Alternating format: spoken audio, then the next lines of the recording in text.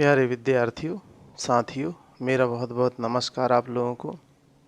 आप लोगों का स्वागत है हमारे आपके अपने चैनल आओ सीखें भूगोल में। और आज जो है 18 तारीख है। आज प्रवेश उत्सव मनाया जाना है।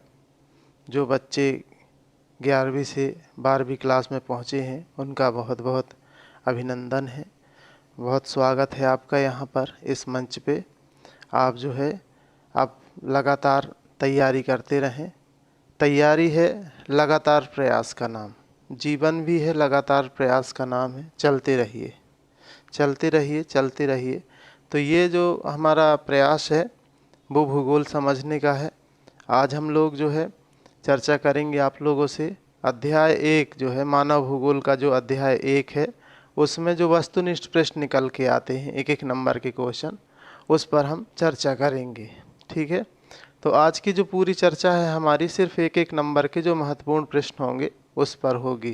क्यों होगी? क्योंकि हम अध्याय 1 जो है मानव भूगोल का पूरा हम लोग पढ़ चुके हैं। उसकी एक प्लेलिस्ट है, हम इसमें आपको डाल देंगे, लिंक डाल देंगे। प्लेलिस्ट पे जाके आप पूरा अध्याय देख लीजिएगा। ये जो वीडियो हम बना रहे हैं ये सिर्फ और सिर्फ एक नंबर के महत्वपूर्ण प्रश्नों पर आधारित है और इसको पढ़ लीजिएगा। इससे बाहर कुछ नहीं आएगा एक अध्याय से, मान लीजिए। ठीक है। अब आगे की तरफ हम बढ़ते हैं।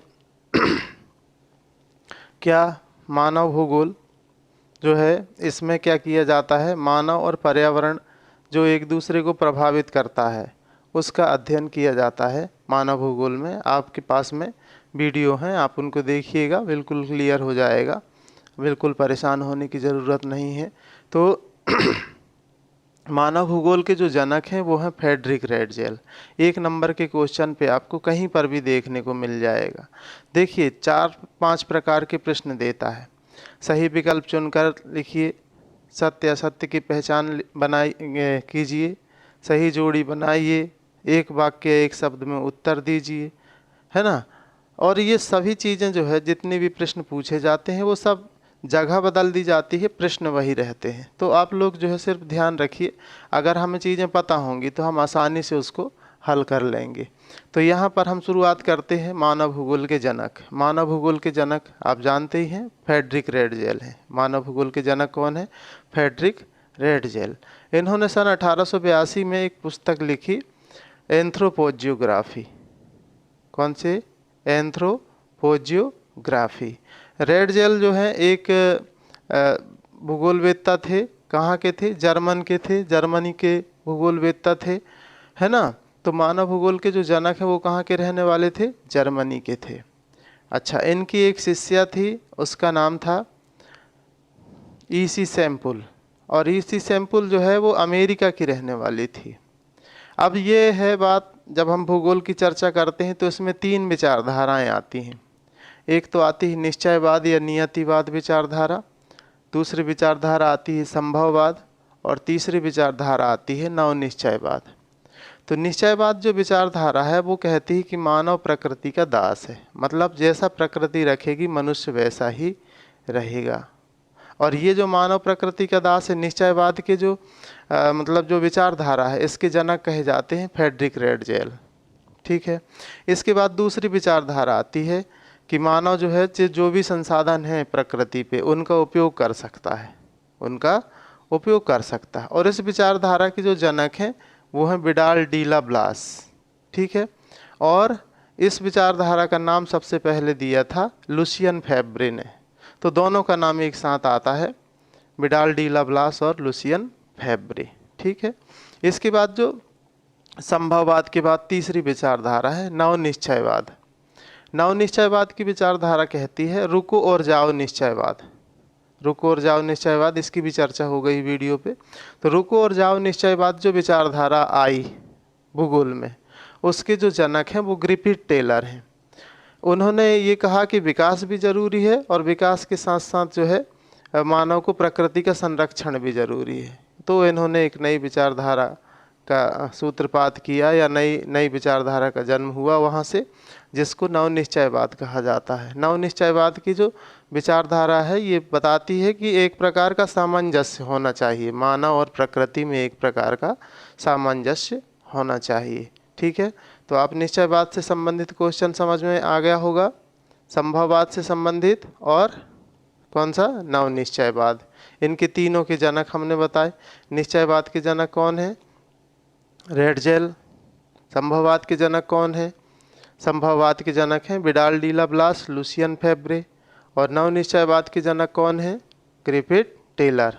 ये क्वेश्चन अलग से आ जाता है, रुको और जाओ निश्चयवाद किसने कहा, तो रुको और जाओ निश्चयवाद कहा था जो नव निश्चयवाद है, ग्रिफिथ टेलर ने, है ना। तो ये है पूरा तीनों विचारधाराएं। और एक क्वेश्चन आता है एलिमेंट्स ऑफ ज्योग्राफी किसने पुस्तक लिखी, तो इसका आंसर आता है फ्रिंच एवं ट्रिवार था, फ्रिंच एवं ट्रिवार था। ठीक है, एक एक नंबर के क्वेश्चन पे ही अगर हम चलें तो आपसे पूछा जाता है निम्नलिखित में से कौन सा सामाजिक विज्ञान है, या कौन सा जो है आर्थिक, मतलब कि आर्थिक भूगोल है या सामाजिक भूगोल। सामाजिक भूगोल में क्या कहा जाएगा, जो हमारे जीवन से संबंधित है मनुष्य के। एक एक नंबर के क्वेश्चन में 4 दे देगा और लिखेगा कि निम्नलिखित में से कौन सा सामाजिक भूगोल है और निम्नलिखित में से कौन सा आर्थिक भूगोल है। अब सामाजिक भूगोल कौन सा होगा, जो मनुष्य से संबंधित है। मनुष्य से संबंधित क्या क्या चीज़ें हैं, जैसे संस्कृति है ना, लिंग है, लिंग का भूगोल है ना, लिंग भूगोल ये मनुष्य से संबंधित है। संस्कृति जो है मनुष्य से संबंधित है, इसलिए सांस्कृतिक भूगोल, सांस्कृतिक भूगोल।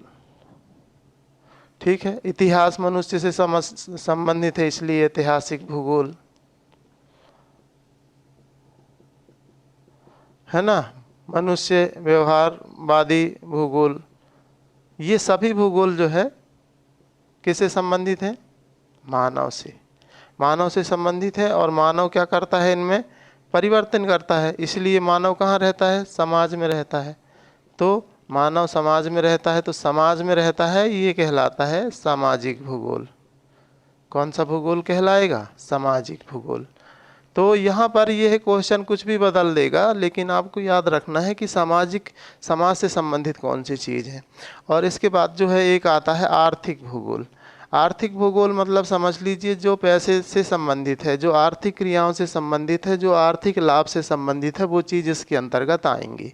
ऑप्शन बदल देगा, आप लोग टेंशन नहीं लीजिएगा, लेकिन आपको ये देखना है कि आर्थिक क्रिया है कि नहीं। जैसे कि संसाधन क्या होते हैं, जो हमारी आवश्यकता की पूर्ति करते हैं, जैसे कि लोहा है, कोयला है, लकड़ी है, पेट्रोलियम है, ये संसाधन कहलाते हैं। तो ये आर्थिक भूगोल से संबंधित है।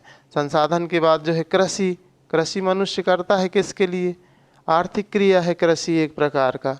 उद्योग लगाता है, तो उद्योग कौन सी क्रिया होगी, उद्योग होगी आर्थिक क्रिया, है ना। तो आर्थिक भूगोल,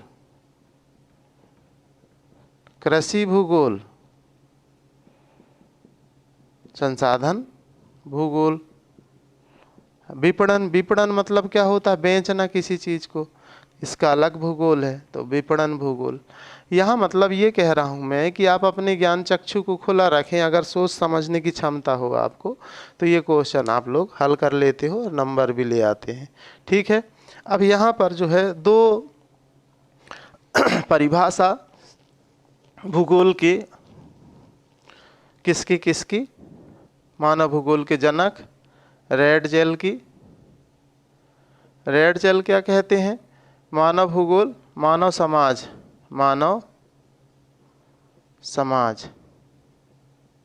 व धरातल के मध्य परिवर्तनशील संबंधों का अध्ययन है, परिवर्तनशील संबंधों का अध्ययन है। अब यहाँ पर प्रश्न कई बार आता है, ये दे देगा खाली करके, मानव समाज खालिस्तान, मानव समाज खालिस्तान व खालिस्तान के मध्य परिवर्तनशील संबंधों का। तो धरातल नहीं होगा तो धरातल, मानव समाज, यहाँ पर समाज नहीं होगा तो समाज आ जाएगा। मतलब ये डेफिनेशन अगर आपको बनती है तो 1 नंबर का क्लियर होगा आपका क्वेश्चन, खालिस्तान पे हो चाहे वस्तुनिष्ठ प्रश्न के 1 नंबर के क्वेश्चन पे हो, तो ये क्वेश्चन जो है आपका क्लियर होगा। मानव समाज क्या करता है, मानव समाज मानव व धरातल के संबंध। ठीक है, यहाँ पर अपन पूरा लिखेंगे अगर, तो मानव भूगोल मानव समाज व धरातल के मध्य परिवर्तनशील संबंधों का अध्ययन करता है। अब इसी की जो शिष्या थी फ्रेडरिक रेडजेल की शिष्या सैंपल या सैंपल के अनुसार, इसी सैंपल के अनुसार, सैंपल क्या कहती हैं, मानव भूगोल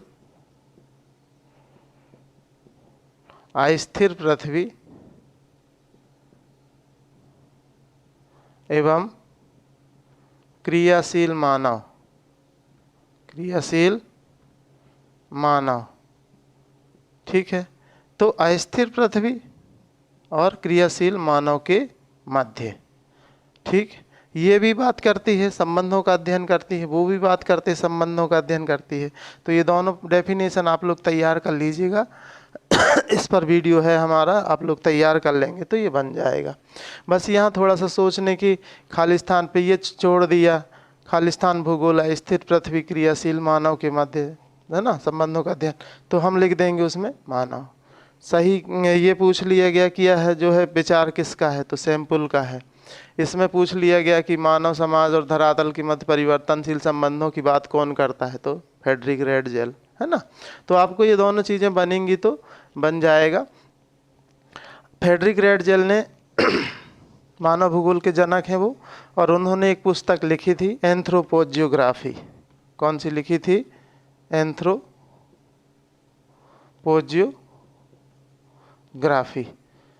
तो एंथ्रोपोजियोग्राफी की रचना किसने की, है ना, तो फ्रेडरिक रेडजेल है। और फिर एलिमेंट्स ऑफ ज्योग्राफी की रचना किसने की, तो फ्रिंच एवं ट्रिबार था, ठीक है। ये हमने बता ही दिया आप लोगों को, ये बता दिए, ये बता दिए, ये बता दिए, एलिमेंट्स ऑफ ज्योग्राफी बता दिया, नव निश्चयवाद के जनक बता दिया, रुक और जाओ निश्चयवाद किसने कहा, टेलर ने कहा था, ये बता दिया, संभववाद के जनक बता दिया। ये क्वेश्चन देखें, क्वेश्चन पूछा जाता है विश्व की समस्त क्रियाओं का केंद्र बिंदु कौन है, तो केंद्र बिंदु कौन है, सभी क्रियाएं कौन करता है, मानव। इसका आंसर आ जाएगा मानव है।